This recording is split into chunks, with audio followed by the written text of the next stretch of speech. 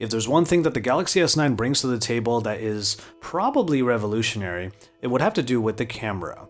And we're going to take a closer look at it for those of you who only want to see what these camera features are. It's Joshua Vergara, what's going on everybody? And these are the new features for the cameras of the Galaxy S9 and S9 Plus. Let's go ahead and start off with just some fun here. Slow motion is not really a new feature, as it appears in a number of recent Samsung releases, mainly in the form of 120 frames per second video. But with the updated camera of the S9, 4K footage can be captured at 60 frames per second, making it a beast for videographers. But when you do the math, you're able to get 120 frames per second at 1080p and then go all the way down to 720p at 960 frames per second. However, Samsung has put in an auto mode that allows the camera app to figure out when the motion is happening, and then it begins capturing that super fast motion.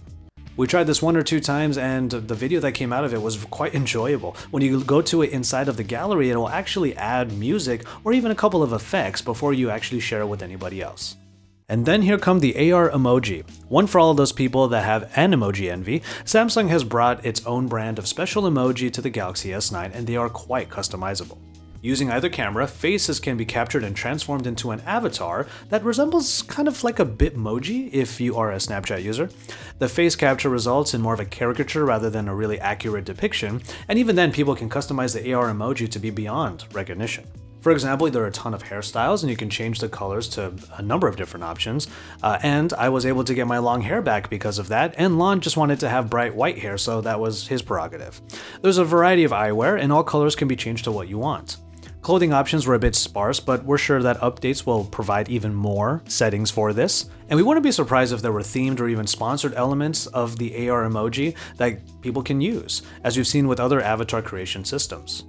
Once you're happy with your AR emoji, just hit save and the camera will save all the options so that when you use, let's say, the front-facing camera, it will provide you with your AR emoji and you can actually move your head around, make the face do things like raising your eyebrows or opening your mouth and just making it make faces that you are actually making in real life.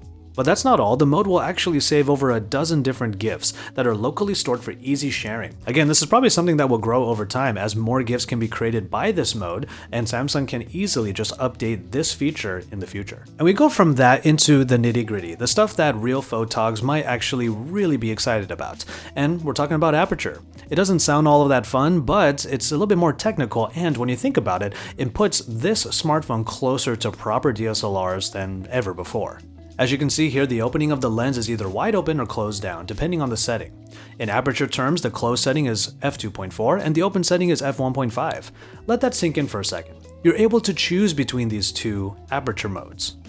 This is a hardware solution, whereas you would see the same effect in a lot of software solutions in the past, but in order to get more light into the lens, you can go to f1.5 and you'll also get much finer depth of field focus. But if you have a wider scene, like let's say a landscape, the f2.4 will be better suited for that, but it won't allow as much light to get into the lens.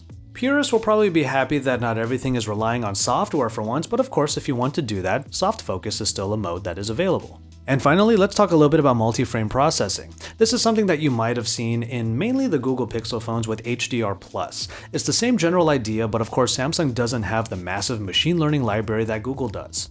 Hit the shutter and at any moment the camera will capture 12 photos, usually in 3 groups of 4, and all of the frames will be processed for their detail, for their contrast, and for how much noise needs to be reduced, or just in general processed.